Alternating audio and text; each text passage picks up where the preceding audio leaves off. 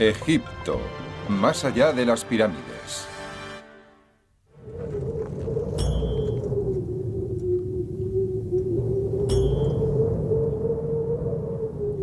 «35 siglos antes de nuestra era y 2500 años antes de los profetas del Antiguo Testamento, los egipcios ya reflexionaban sobre el tema más profundo y desconcertante de la existencia humana. Todas las sociedades se han enfrentado al mayor misterio de la vida, la muerte. Pero pocas han tratado la muerte de forma tan directa ni con tanto respeto, ceremonias y rituales como lo hicieron antiguos egipcios. Para ellos, la muerte formaba parte de un gran conjunto de ciclos. El Nilo crecía y decrecía, los cultivos se plantaban y se cosechaban, las personas vivían y morían. Pero si uno se hallaba bien preparado, el ciclo más importante empezaba después de la muerte.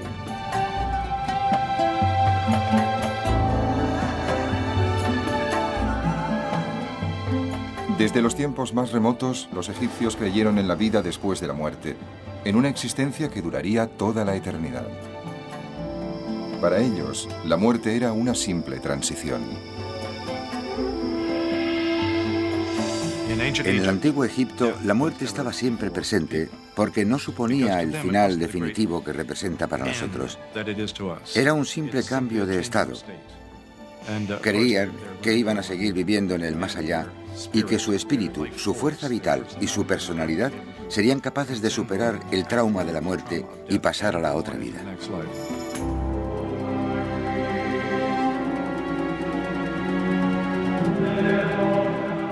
El concepto egipcio de la vida eterna era distinto del de las culturas cristianas de los siglos posteriores. Los egipcios no esperaban una vida mejor ni un paraíso celestial después de la muerte. Simplemente querían una continuidad de la vida que conocían y amaban en la tierra. La sociedad egipcia gastaba muchas energías en los rituales de la muerte. Estudiando sus antiguos ritos, los arqueólogos pretenden averiguar no solo cómo moría la gente, sino también saber más cosas sobre cómo vivían.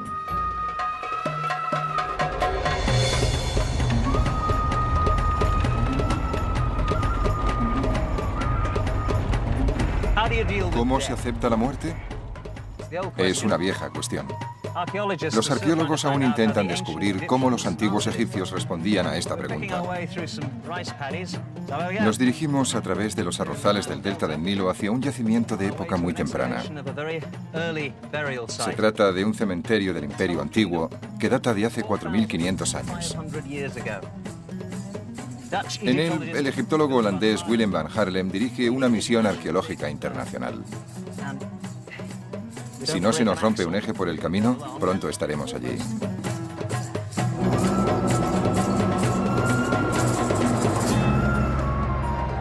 La mayor parte de Egipto es desierto. Por ello, los cuerpos de los antiguos egipcios que fueron enterrados en él han permanecido intactos durante miles de años. Pero las condiciones de la región del delta son muy distintas. Aquí, los diversos brazos del Nilo alimentan un nivel freático muy cercano a la superficie, lo que hace que la mayoría de cuerpos enterrados en el barro del delta se descompongan fácilmente. Me he reunido con Willem van Haarlem en el antiguo cementerio que está excavando en la región del delta. Para arqueólogos como van Haarlem, es un lugar frustrante para ir en busca del pasado. Pero tuve la suerte de llegar un día en el que iban a sacar un cuerpo de una tumba muy antigua para poder estudiarlo. Willem me presentó a Alexei Kol, un especialista ruso en huesos humanos.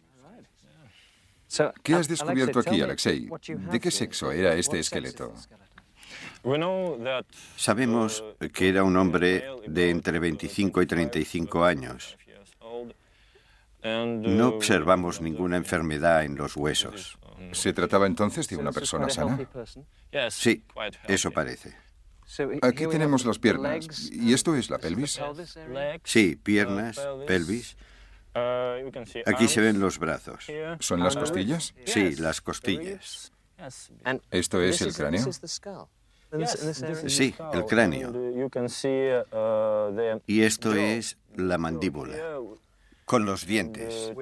Y aquí hay 13 cuentas de collar. Es un esqueleto muy antiguo. En términos generales, data del 2500 al 2000 antes de nuestra era. Tiene, pues, entre 4000 y 4500 años de antigüedad.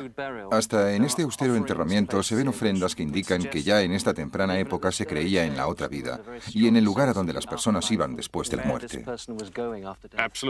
Sin duda alguna, estas vasijas tal vez contenían comida. En otros enterramientos hemos encontrado espinas de pescado en las vasijas. Debía ser pescado conservado en sal o algo parecido. Así que hoy os llevaréis los huesos y tal vez las vasijas con las ofrendas. Sí. Y si quieres, nos puedes ayudar recogiendo algunas cuentas.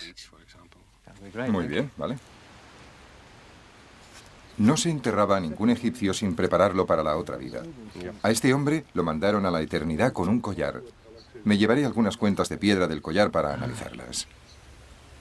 Esta es la siguiente. ¿Cómo lleváis el control de todo esto? Esta es la número 3 porque nos falta una pequeña que hay en medio.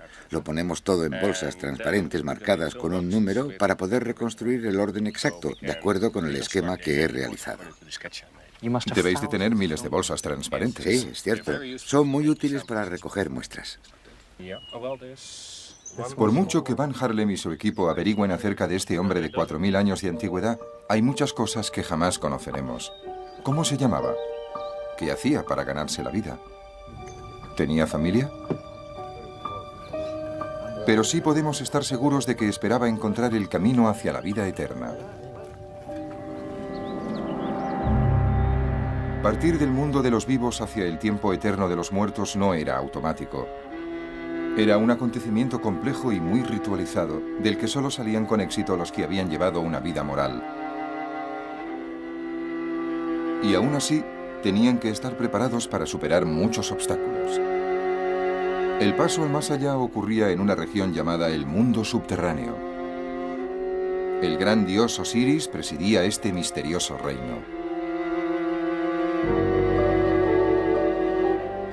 El espíritu del muerto era llevado ante Osiris y un tribunal formado por 42 jueces. Estos le hacían una serie de preguntas sobre su vida en forma de complejos acertijos. Responder de forma correcta a ellos era vital para llegar a la otra vida. Debía pasar una prueba ritual antes de entrar en la otra vida. Era un juicio sobre sus valores éticos y morales. Servía para obtener poderes mágicos en la otra vida que le ayudarían a superar los muchos peligros allí existentes. La parte más importante de esta prueba se conocía como el peso de las almas. En esta ceremonia se pesaba el corazón del difunto y como contrapeso se ponía una pluma. Si el corazón estaba en equilibrio con la pluma, la persona podía entrar en la vida eterna. Al tener que superar tantas pruebas, era natural que los antiguos egipcios buscaran ayuda. Mientras el cuerpo era momificado y recibía sepultura, el espíritu hacía su gran viaje por el mundo subterráneo con la esperanza de volver a nacer en la otra vida. Había planos y guías para realizar este viaje. Se los conoce como el Libro de los Muertos. En las paredes de todas las tumbas encontramos fragmentos de este libro en los que se daban instrucciones a los espíritus que habían partido. A veces, estos textos funerarios llegaban al extremo de describir cómo era la otra vida y dar un plano de las rutas para llegar a ella. Y eso era muy importante, porque estas rutas eran muy peligrosas.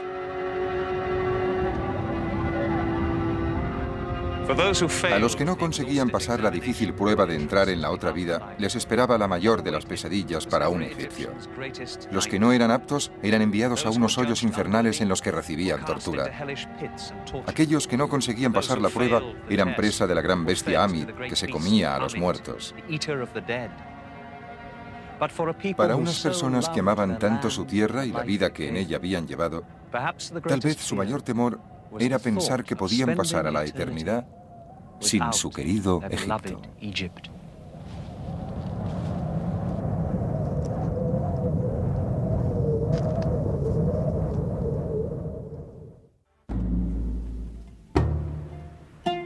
Se llamaba Masajarta, fue general del ejército, gran sacerdote de Amón-Re y uno de los hijos del faraón Pinediem I. Sufría terribles dolores de cabeza. Se conservan las cartas que escribía a su médico pidiéndole algún remedio. Y aunque no encontró ninguno que le aliviase, vivió hasta la relativamente avanzada edad de 52 años. A pesar de todos los detalles que conocemos sobre su vida, para los visitantes del museo es solo una momia.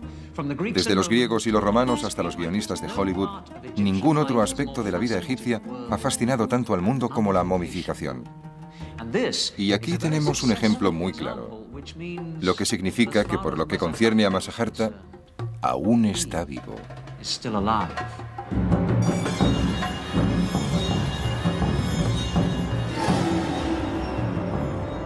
La fascinación del mundo por las momias no es un fenómeno reciente. A Napoleón le intrigaron cuando invadió Egipto en 1798. Los primeros arqueólogos estaban obsesionados con estos cuerpos conservados. Más que en el oro, concentraban sus esfuerzos en la búsqueda de momias. Pero a pesar de su celo, no eran siempre cuidadosos en la forma de tratar a los muertos. El resultado fue una mala comprensión del significado de la momificación y de cómo se realizaba esta práctica excepcional. Los antiguos egipcios creían que nuestro amigo Masajarta podía seguir viviendo después de la muerte solo si se conservaba su cuerpo. Creo que el hecho de que se tomaran tantas molestias deja claro que el cuerpo debía seguir existiendo en la otra vida, que tenía que poder ser rehabilitado y tomar de nuevo la forma de un ser humano vivo.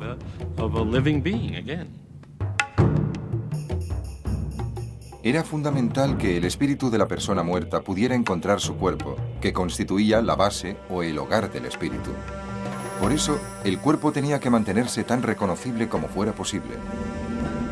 En los primeros tiempos de la civilización egipcia, la conservación del cuerpo era muy sencilla. Simplemente se enterraba a los muertos en unas fosas poco profundas. La arena caliente del desierto aseguraba que los tejidos del cuerpo se secaran antes de que el cuerpo se pudriera. Pero a medida que Egipto se sofisticaba, los egipcios empezaron a querer un lugar de reposo que fuera algo más que una fosa en la arena. En el año 3400 antes de nuestra era, los egipcios de las clases altas empezaron a ser enterrados en tumbas construidas sobre el nivel del suelo. Pero al no tener una base de arena seca, los cuerpos se descomponían. Se hizo necesario encontrar un buen sistema de conservación, porque sin el cuerpo no había ninguna alternativa para la otra vida. Tardaron casi 1000 años, pero llegaron a desarrollar un complejo sistema de momificación. Los métodos más antiguos consistían en poco más que en envolver el cuerpo en lino y cubrirlo con una resina líquida. Pero a medida que pasaba el tiempo, los egipcios se dieron cuenta de que, al igual que sucedía en los demás organismos, los órganos internos del cuerpo humano eran los primeros en descomponerse. Durante la Cuarta Dinastía, hacia el año 2600 antes de nuestra era, empezaron a extraerlos, creando así auténticas momias. Progresivamente el proceso se fue haciendo más complejo hasta que llegó a su punto culminante en tiempos del Imperio Nuevo, hacia el año 1500 antes de nuestra era. La momificación se iniciaba con la evisceración. El cerebro se sacaba en trozos pequeños por la nariz. El estómago, los pulmones, el hígado y los intestinos se extraían mediante una pequeña incisión. Cada órgano se colocaba en un vaso canopo especial, como estos de aquí. Estos vasos se colocaban cerca de la momia, para que su espíritu pudiera reconocer sus partes dispersas.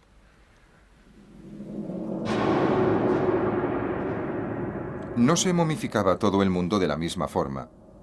Al igual que al comprador de un coche se le ofrecen asientos de piel o de tela, las familias de los muertos del antiguo Egipto podían escoger el tipo de momificación que querían. Tanto las clases altas como las más bajas deseaban conservar de la mejor manera posible los cuerpos de sus muertos, pero esto era sin duda una cuestión económica. Las clases inferiores no podían permitirse una momificación muy minuciosa. Había distintos niveles de momificación, los mejores de los cuales solo podían permitírselos las clases altas. Pero en este grupo también habían formas más baratas y más caras de realizar el proceso. Obviamente, el faraón tendría el mejor de los procesos posibles. Para el cuerpo del faraón, el acto de momificación constituía un minucioso proceso que duraba 40 días. Se utilizaban las sustancias más valiosas para untar su cuerpo. Las resinas de pino y de enebro procedían del actual Líbano. La mirra y el incienso de la actual Somalia y de la península arábica. También se utilizaba canela y cera de abejas para perfumar y sellar el cuerpo. Cuando finalmente el cuerpo estaba preparado, se envolvía cuidadosamente con tiras de lino. Incluso los dedos de las manos y de los pies se envolvían individualmente. Con el paso de los siglos se quiso conseguir la momificación ideal. Que la momia fuera reconocible era tan importante que los egipcios recurrieron a cualquier técnica que les ayudara a conservar la similitud con el difunto. El rasgo facial más evidente del gran faraón Rameses II era su nariz aguileña. Para conservar esta nariz distintiva recurrieron a una solución innovadora. En 1977 se realizaron unas radiografías que descubrieron que la cavidad nasal del faraón estaba rellena con docenas de granos de pimienta para asegurar que la legendaria nariz fuera reconocida durante toda la eternidad. Durante el Imperio Nuevo se empezaron a insertar pequeñas cebollas debajo de los párpados, porque los ojos están compuestos sobre todo de agua y cuando se desecan se hunden. Por esto se han encontrado muchas momias reales con pequeñas cebollas dentro de sus ojos puestas allí para obtener una sensación más natural. Parece como si estuvieran durmiendo. Las piedras pintadas también reemplazaban los ojos.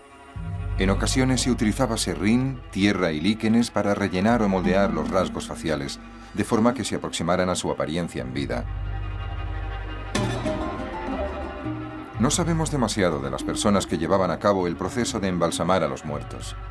Tenemos constancia de que los sacerdotes eran quienes envolvían el cuerpo en lino y que para hacerlo llevaban máscaras del dios Anubis, la deidad responsable de la momificación. Una vez envuelto el cuerpo, solía cubrirse la cara con una máscara funeraria que reforzaba el parecido con el faraón. La más famosa es la fabulosa máscara de oro que cubría la cara de Tutankamón, el rey niño del Imperio Nuevo.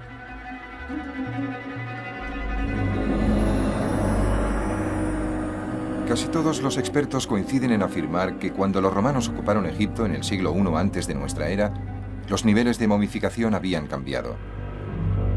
A pesar de que seguía siendo una práctica de importancia vital para los egipcios, la calidad del trabajo de los embalsamadores había disminuido. Hay historias arqueológicas terroríficas, como la de desenvolver lo que parecía una momia perfectamente normal y descubrir que estaba formada con partes de distintos cuerpos que se habían colocado juntos y que la familia había identificado como el señor X o la señora Y. Ese cuerpo se entregaba para ser enterrado. Parece ser que el proceso de momificación no era a veces muy meticuloso. Lo que nunca cambió fue la creencia de que la momia debía parecerse al difunto. Estos maravillosos retratos del muerto se pintaban en tablas y se ponían encima de la cara de las momias. Son de estilo romano, pero muestran caras de egipcios. Miran fijamente al tiempo, con la esperanza de que se les conceda el deseo de pasar la eternidad con los dioses.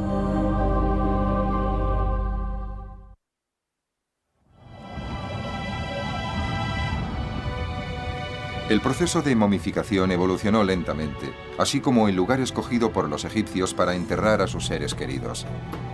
Los primeros egipcios eran enterrados en la arena. En la época de los primeros faraones, el concepto de la muerte y del más allá se había sofisticado bastante.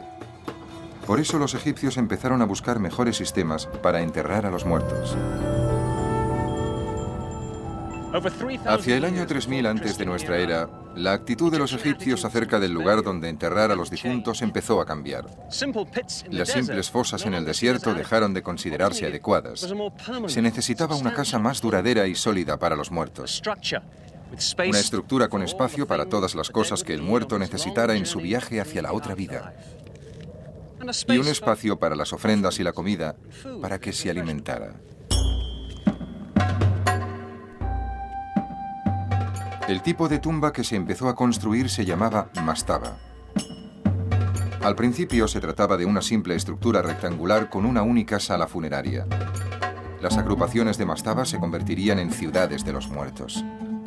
A medida que las prácticas funerarias se fueron haciendo más complejas, las mastabas también evolucionaron. Los egipcios creían que mientras se honrara al muerto y se repitiera su nombre, esa persona permanecería viva.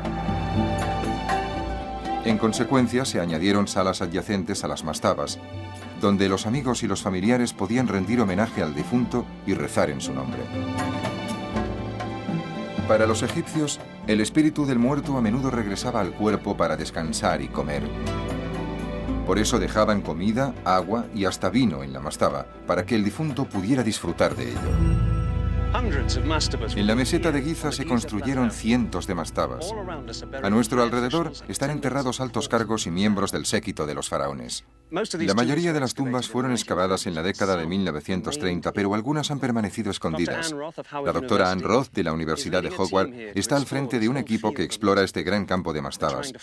Intenta encontrar las tumbas perdidas y descubrir más detalles sobre las prácticas funerarias del Imperio Antiguo. Las mastabas se construyeron en el Imperio Antiguo e incluso en épocas más tempranas como una especie de montículo artificial que cubría el cuerpo del difunto. Ahora regresamos a algunas tumbas que se excavaron al final de la década de 1930. En un estudio más exhaustivo nos gustaría poder seguir el rastro de aquellos que las construyeron, de las personas a las que pertenecieron y de quienes trabajaron aquí, como los sacerdotes, y reconstruir de este modo la vida del cementerio. ¿Esta es una de las mastabas que se vuelve a excavar? No, esa no, es aquella de ahí. Brad tardó un par de días para descubrir que esta mastaba se había desplomado encima de esta otra. Cuando empezó a limpiar la superficie que ahora presenta la mastaba, encontró una sala funeraria y luego otra. En realidad esto es bastante insólito porque no parece que tengan ningún hueco encima. Aún no sabemos cómo entraban en ellas. Quizás enterraron primero los cuerpos en esta y luego construyeron la otra mastaba encima. Has estado muy ocupado, Brad. Dime qué has descubierto. Cuando abrimos la sala, encontramos la parte superior de un cráneo. Por ello supimos que aquí se había celebrado un enterramiento. Parece que era una mujer bastante joven, de unos 18 años. Podemos decirlo porque los huesos no están completamente fusionados. A medida que crecemos, los huesos cambian. Este enterramiento es solo uno de los dos que creemos que hay en la tumba. Mientras buscábamos el hueco de entrada, encontramos el segundo. Creo que estás a punto de abrirlo, ¿no? Efectivamente, esta parte está ya parcialmente excavada, pero en este otro lado es probable que encontremos un enterramiento completo. Es extraordinario. ¿Puedo mirar? Allison, tenemos otro cuerpo. ¿Ves algo allá abajo? Veo un cráneo y también una tibia o un hueso de la pierna. Sí, es un hueso de la pierna. ¿Qué vas a hacer para extraer este esqueleto? Tendré que quitarle el polvo y procurar hacerlo con cuidado para no mover los huesos. El problema de estas tumbas es que son muy pequeñas. Parece que no está intacta. Seguro que no lo está. Posiblemente es una mujer. Los huesos son bastante pequeños. Sin duda es adulta. Muy bien, tendremos que excavar y descubrir quién era. Esto es fantástico. Tenemos otro cuerpo.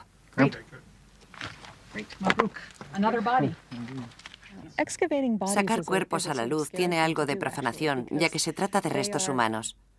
Tenemos que recordarlo constantemente y tratarlos con mucho respeto. Encontramos un cuerpo que tenía las manos detrás de la cabeza y ésta descansaba sobre una pequeña almohada de piedra. Eso dice mucho sobre su personalidad y nos sentimos realmente unidos a las personas de este antiguo pueblo que están enterradas en estas tumbas. Este es el cráneo de alguien que murió hace 4.400 años. Tenía entre 30 y 39 años de edad, tal vez 35. Morir a esa edad no era nada extraño. Es un caso interesante. Presenta un absceso dental muy activo. Aquí se puede ver el absceso. Está en el primer molar izquierdo. También hay dos caries aquí, probablemente muy dolorosas, que tal vez estuvieron relacionadas con su muerte. Es posible morir de un absceso dental si no se trata. Los egipcios tenían una tasa muy alta de desgaste dental porque molían el grano con ruedas de molino de piedra, lo que hacía que la harina contuviera mucha arenilla. También había mucho polvo ambiental. Comer durante toda la vida un pan así era como masticar papel de lija. Con su trabajo, Anne Roth y sus colegas pueden ofrecer a los antiguos egipcios que estudian la vida eterna que ellos tanto deseaban. Espero que les alarguemos la vida al estudiarlos y que podamos contar algo sobre su vida, porque los antiguos egipcios creían que una parte de nuestra alma estaba formada por lo que los otros sabían de ti. Así, al establecer esta conexión con los muertos, esperamos reparar cualquier falta de respeto que podamos cometer con sus huesos. Los huesos que había en estas mastabas de Giza pertenecían a personas corrientes, de clase media. Pero hasta a los faraones les llegaba la muerte. Los egipcios creían que cuando su rey fallecía, se unía al gran dios Re para conducir eternamente el sol a través del cielo en una nave celestial.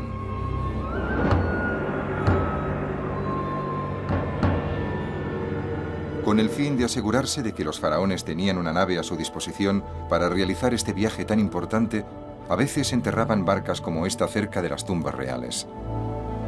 A primera vista, parece poco probable encontrar una barca real en este lugar, y mucho menos una flota. Estos grandes muros son casi todo lo que queda de un gran complejo de templos funerarios. Se construyeron en el desierto, cerca de la antigua ciudad de Abido, para honrar a los reyes muertos que gobernaron Egipto hace casi 5000 años. En 1991, el doctor David O'Connor, del Instituto de Bellas Artes de la Universidad de Nueva York, hizo un descubrimiento desconcertante. Encontró la primera de una serie de barcas enterradas en el exterior de estos muros. Cuando llegué, se estaban realizando nuevos descubrimientos. Matthew Adams, el director asociado del proyecto, nos ha contado cómo se descubrieron estas antiguas barcas. Al trabajar en esta zona nos dimos cuenta de que había unos muros poco habituales que asomaban por encima de la arena. Os los voy a mostrar. Sí, se ven perfectamente. Primero creímos que eran las paredes de algún edificio. Pueden verse los ladrillos de adobe y restos del yeso que los cubría, pero tenían una forma muy poco habitual en su extremo. Aquí podemos ver una esquina y el canto es redondo, curvado. ¿Cuál fue la explicación de este misterio? La explicación del misterio es que estos muros se construyeron para contener unas naves de madera. Las barcas se colocaban sobre un pequeño surco y se cubrían de ladrillos desde el exterior. Todas las que hay en el interior de estas estructuras están llenas de ladrillos de adobe. Después, el conjunto se cubría con una capa de yeso. ¿Y están todavía allí? Sí, hay unas barcas de madera en el interior de estas estructuras. ¿Qué es esta roca? Creemos que es una especie de ancla simbólica para amarrar de forma permanente o eterna las barcas a este lugar. Es impresionante. Lo que tenemos aquí son unos muros que rodean una barca de madera. ¿Qué es esto? ¿La proa o la popa? No estamos seguros de si es la popa o la proa. Tiene una forma definida, ¿verdad? Sí, es muy definida. ¿Qué longitud total tiene? La mayor tiene 27 metros de largo por 3,5 de ancho. 27 metros. Eran unas barcas imponentes, ¿no? En efecto, tenían que ser muy imponentes. Limpiar las toneladas de arena que cubren estas barcas es un trabajo agotador. Después se tienen que quitar las capas de yeso para empezar a tener una idea del aspecto que tuvieron en su tiempo.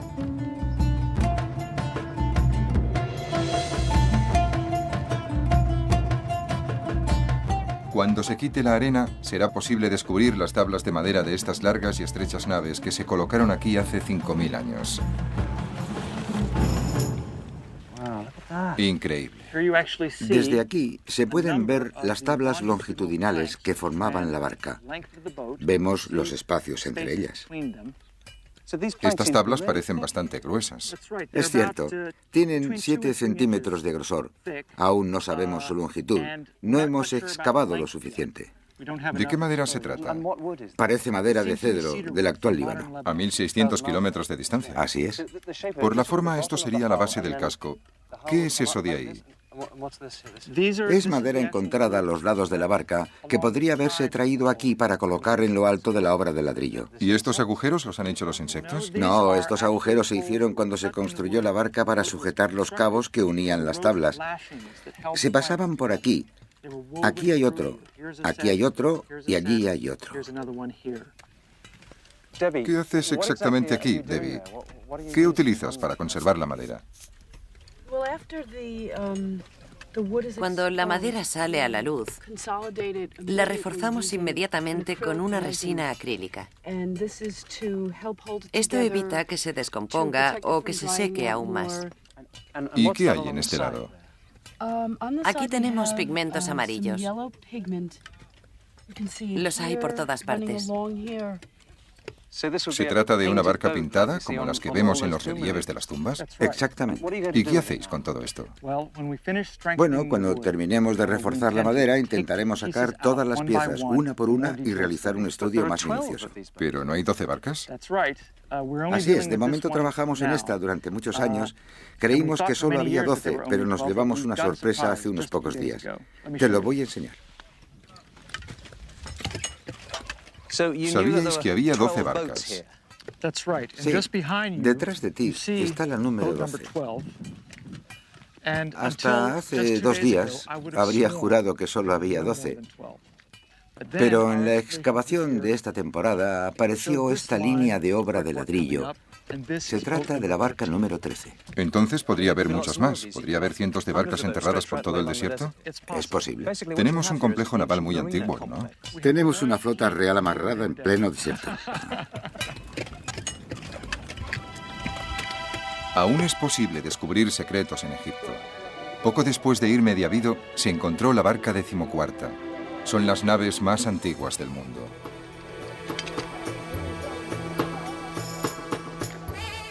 La flota real que Matthew Adams y su equipo intentan salvar se enterró cerca de las mastabas de los primeros reyes. Después de siglos de utilización de la mastaba, los ritos funerarios se complicaron. 2700 años antes de nuestra era, los faraones egipcios ya estaban preparados para construir tumbas a una escala mayor.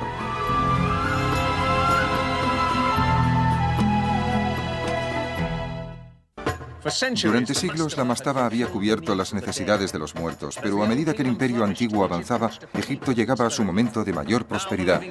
Entonces los faraones necesitaron algo más, no solo una tumba, sino un monumento dedicado a su propia grandeza.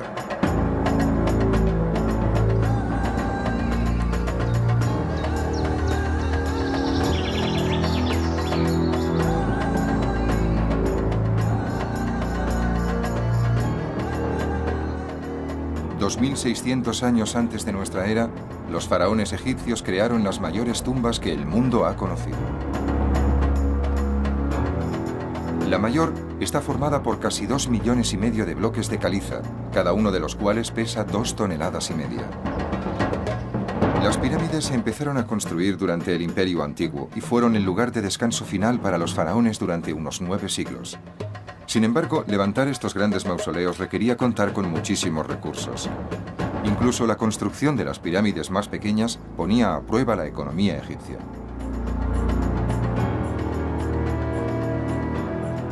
Y aunque se enterrara a los faraones en el corazón de las pirámides, sus tumbas no eran lugares seguros a causa de los ladrones que saqueaban con éxito sus restos. Al final del Imperio Antiguo, la realeza egipcia empezó a buscar otros lugares donde sus muertos pudieran descansar en el largo y difícil viaje hasta la inmortalidad.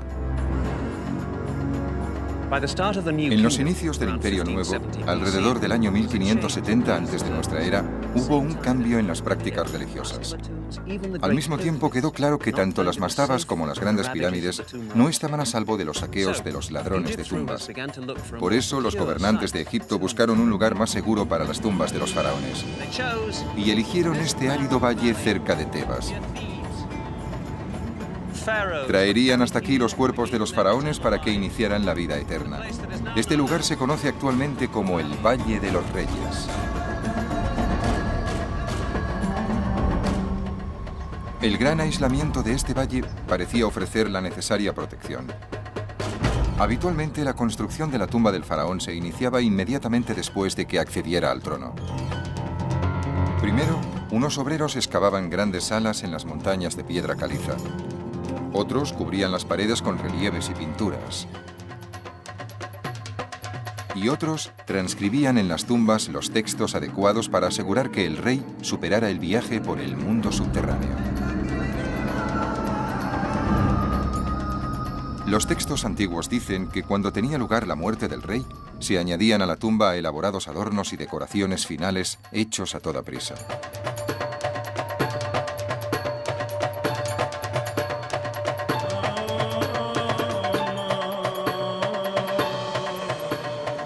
Acabada la momificación, el cuerpo del faraón se trasladaba en barca por el Nilo.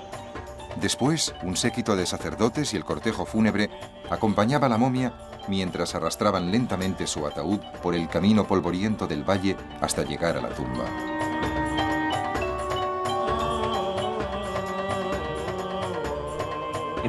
Los rituales y ceremonias de traslado del cuerpo momificado del faraón desde las orillas del Nilo hasta aquí, la entrada de la tumba, duraban varios días. Desde el día en que moría el faraón, había una actividad frenética para preparar este lugar. Por último, empezaría el acto final de la vida del rey. El olor a incienso y el sonido de los salmos llenaban el aire. Los sacerdotes encabezaban la procesión en el interior de la tumba, seguidos por el séquito fúnebre de la familia real.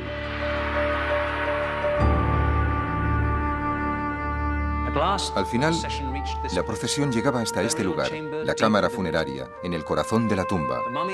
La momia era introducida en el sarcófago. Se salmodiaban las últimas oraciones rituales y se ponía en su sitio la pesada tapa. El séquito fúnebre regresaba a la tierra de los vivos y se dejaba al faraón en su nueva casa de la otra vida. Durante más de 5 siglos, los faraones del Imperio Nuevo que fueron enterrados en este valle gobernaron un país en la cumbre de su grandeza e influencia. Sin embargo, en el año 1000 antes de nuestra era, el poder de Egipto y de sus reyes había empezado a decaer. Otras culturas más poderosas ocuparon el lugar preeminente de Egipto en el Próximo Oriente y acabaron por instalarse en su propio territorio. Los persas, los griegos y finalmente los romanos controlaron la tierra de los faraones. Pero por raro que parezca, ningún invasor impuso su religión.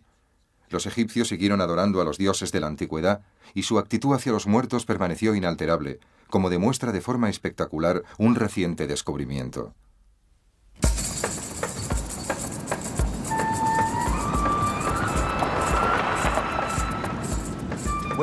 Estamos en el mayor desierto del oeste de Egipto, a 300 kilómetros del Cairo. No es un lugar para tener un pinchazo.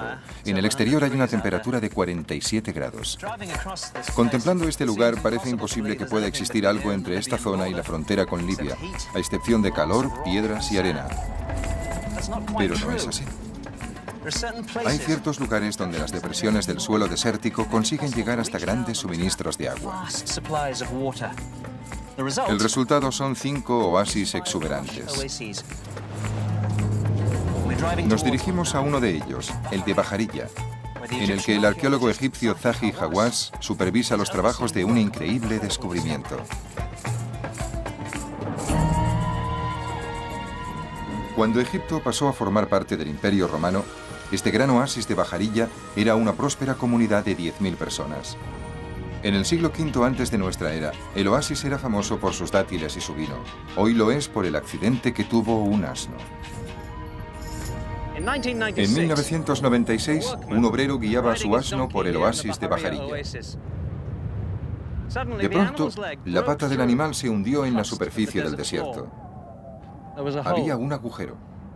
El hombre miró en su interior y vio muchísimas momias. Eran las primeras de lo que se convertiría en el mayor escondrijo de momias jamás encontrado. Casi 4.000 años después de que empezara el ritual de momificación, estas momias presentan un aspecto algo distinto a los ejemplos más antiguos. La mayoría no tienen sarcófago. En cambio, llevan la cara recubierta con una máscara de un material parecido al papel maché, llamado cartonaje. Sin embargo, muestran que no había cambiado la importancia que los egipcios daban a la preservación del cuerpo. El cartonaje dorado de estas máscaras ha dado nombre a este lugar. El Valle de las Momias Doradas.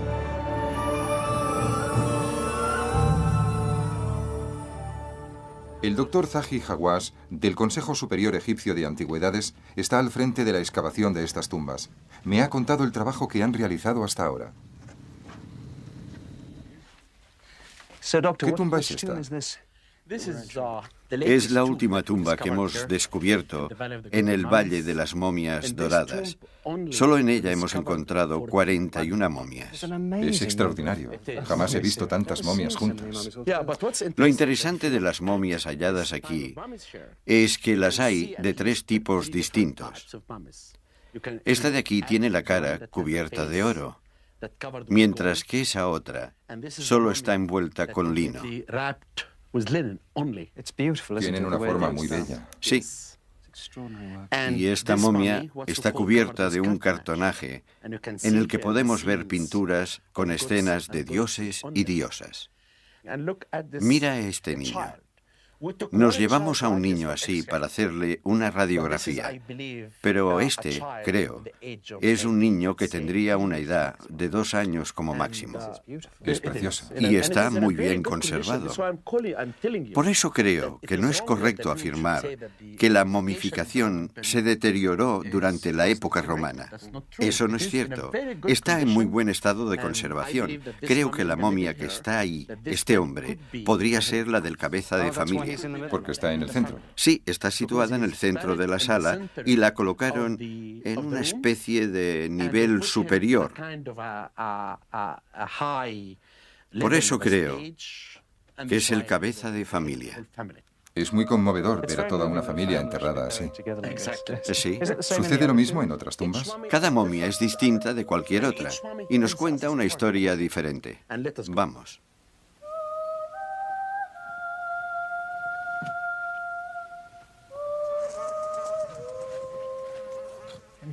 Entramos en otra tumba. ¿Cuántas momias han encontrado hasta ahora? Hasta este momento, contando todas las tumbas, hemos encontrado 207 momias. En esta sección, si miramos bien esta momia, veremos los ojos incrustados. Es excepcional. Es muy bonita con el oro y el cartonaje. ¿Se trataba de una persona rica? Si la momia tenía oro, es que la persona era rica.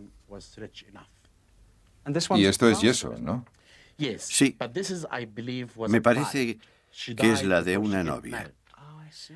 Murió antes de casarse y creo que su familia le puso maquillaje en los labios y en las mejillas para que pudiera casarse en la otra vida. ¿Y cuántas tumbas más como esta cree que encontrará?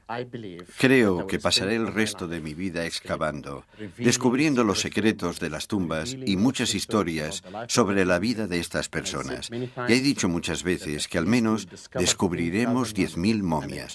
Por eso le llamo el Valle de las Momias Doradas. Es fácil pensar que la momificación solo afectaba a los grandes faraones. Sus tumbas han llamado mucho la atención y han costado mucho esfuerzo a los arqueólogos.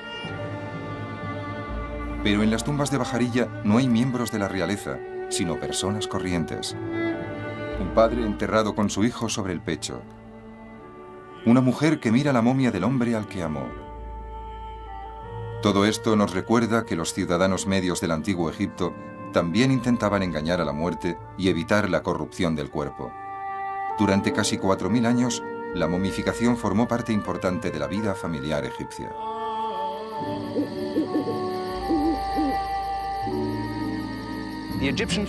El dolor familiar egipcio ante la muerte de un ser querido era tan auténtico como el nuestro. Mientras lloraban al muerto, sabían que el difunto estaba en ese mismo momento luchando para sobrevivir en el gran viaje hacia el mundo subterráneo. Al mismo tiempo, la familia debía emprender una serie de rituales y celebraciones, y debían momificar el cuerpo para que recibiera al espíritu después de la muerte. Esto representaba un gran esfuerzo y un enorme gasto para todas las familias. ¿Por qué lo hacían? No se trataba de una obsesión morbosa, lo hacían porque les importaba el difunto. La momificación era un gran acto de amor. Creían sin duda que la muerte no era el fin de la vida, sino el inicio de la eternidad.